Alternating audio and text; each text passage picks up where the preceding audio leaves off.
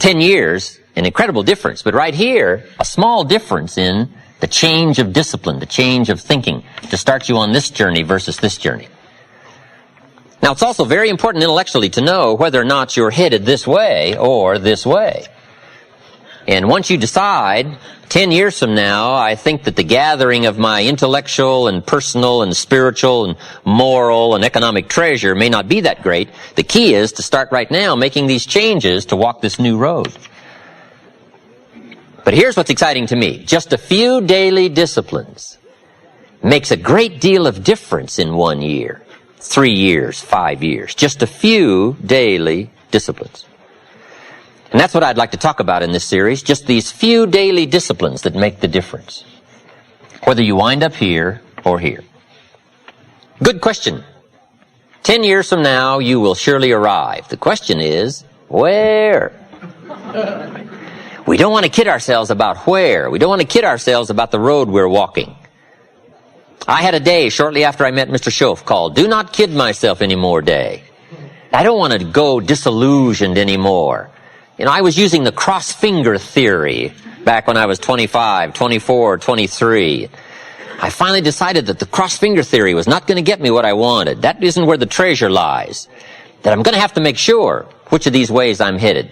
But a few reading disciplines and a few disciplines of mind and a few disciplines of activity, and you can make all the difference in the world whether you wind up here or whether you wind up here. Okay, but just a few changes. Sometimes we get the idea that we're doing about 10% and there's about 90% more that we need in order to make the difference for our fortune. And probably the opposite is true, right? We're doing enough things to have arrived here today. We're doing enough things to have bought and shared in the good life so far. And maybe all you need is that extra 5%, 10% of intellectual change, activity change, a refinement of discipline, a refinement of thought. And all we need is the ideas to make those simple changes. And the equity starts gathering in 1 year, 3 years, 5 years, 10 years. I have a good comment for your notes. Now's the time to fix the next 10 years. Now's the time to fix it. Now, sometimes you have to come to grips with reality and with truth. That's what was good for me when I met Mr. Schoaf. I was 25 years old. He was 44 years old. And he brought me a wealth of experience, and he started asking me the tough questions. Big question, he said, "Are you reading the books that's going to take you where you want to go in the next 5 years?" Excellent question. So you want to make sure. I would assume for all of you, to get where you want to be in the next 5 years, you're either reading the right books or you're not. That's kind of a brilliant statement, right? You're either engaged in the disciplines or you're not. But here's what we don't want to engage in. Disillusion, right? Hoping without acting. You know, wishing without doing. So the key is to take a look and say, where am I? What could I do to make the changes, to make sure that I can take more certain daily steps toward the treasure I want, the mental treasure, the personal treasure, the spiritual treasure, the financial treasure. I don't want to make any errors. Now's the time to adjust my daily program to take me where I want to go. So hopefully I'll have some ideas to share with you that might help make just a few adjustments. And in lecturing for especially the last 16, 18 years, I've got some letters and some personal testimonies of people that have done such remarkable things with just a few suggestions that it is worth taking the time. And that's what I'm here for. To do a little coaching. A good note for you to take. We could all use a little coaching. When you're playing the game, it's sometimes hard to see it all. And if you just take a breather, take a little time out. That's what we're doing here in this lecture series. Take a little time out. Listen to someone's experiences, which is what I want to share with you. My experiences, my ideas. And see if it might cause for you a little moment of correction so that you can make some changes that'll add up to some extra worth in the next 1 year, 3 years, 5 years. So, ideas, I hope you'll find here during this series. All kinds of ideas, health ideas, enterprise ideas, living a better life ideas, and primarily for this series, skills of leadership ideas. The next key word is inspiration. Hopefully you'll find some inspiration from this series. Inspiration is a mystery, why some people are inspired and some are not.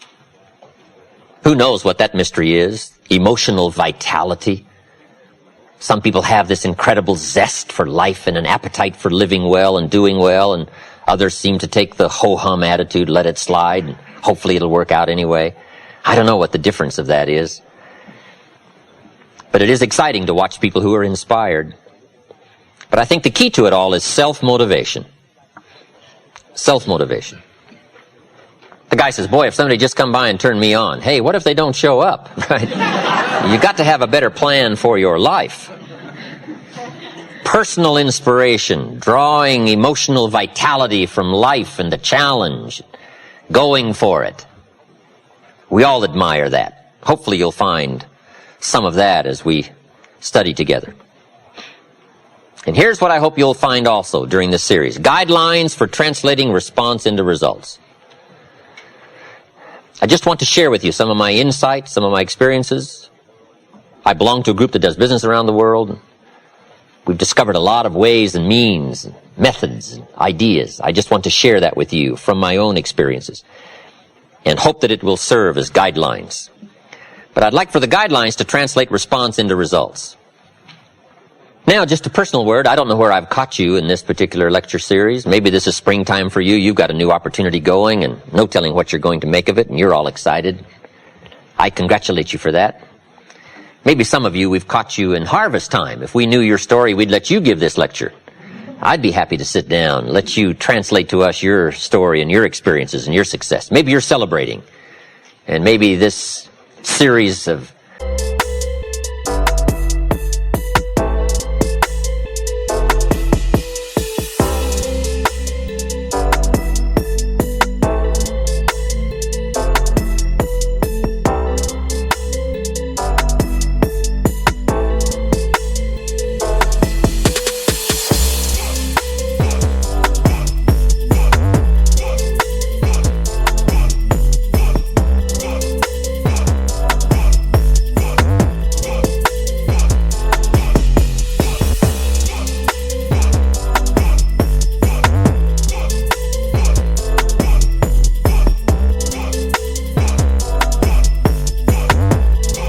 lectures I've come along has caught you celebrating.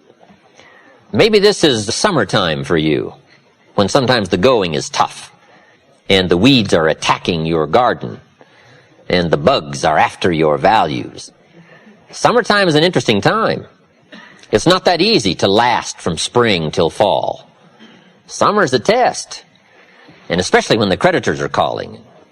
We have a tendency to walk out in the field and say, grow, crop, grow. They are on me. So I don't know, maybe we've caught you in a testing time. Maybe this is challenging time for you, the summertime. Maybe I've caught you in winter. And I'm sure we've all had some of those winter times, sort of desperate times, decision-making times. Maybe I've caught you in this series at the fork of the road, and some of the decisions you make in the immediate future are going to have everything to do with your next 5 years, 10 years. And I've been to a few of those called forks in the road. I mean, which way do you go? What do you select now as your next path of opportunity? And maybe these are trying times for you. Winter can be a source of trial when the push is on and the press is on. So I don't know where I've caught you, but whatever season I've caught you in, I want to bring you value. That's my intent. And to get the most from this series, let me give you just a quick list. Here's number one, be thankful. I think first of all, to get more, we need to just be thankful for what we already have, especially living in this unbelievable country. In America, we call somebody poor that makes $10,000 a year. I'm sure the rest of the world would find that hard to imagine. Say, why would you call somebody poor that makes $10,000? Say, I don't know, we're such a rich, fabulous country. It's unbelievable. In Bangladesh, the average income is $95 a year. So I'm sure they would find it strange that people would attend lectures.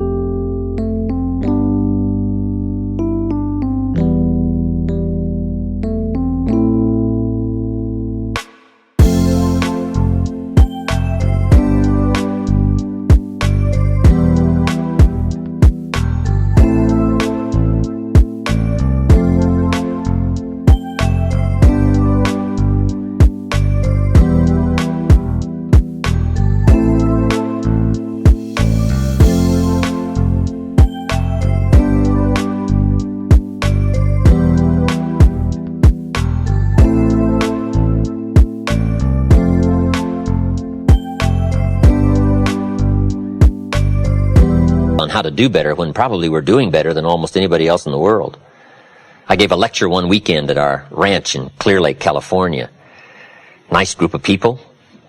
I get there a little bit before the Friday evening session, and I can't believe the parking area. Eldorados and Continentals and Mercedes and Ferraris and one Rolls Royce. Unbelievable. And I walk in, and here's this good-looking crowd. And my opening remarks were, ladies and gentlemen, I think the rest of the world would find it strange that we have all come here this weekend to try to figure out how to do better. Surely the rest of the world would say, I don't understand. The man in his Rolls Royce saying, I got to get to the seminar. Find out how to get another one of these. Incredible.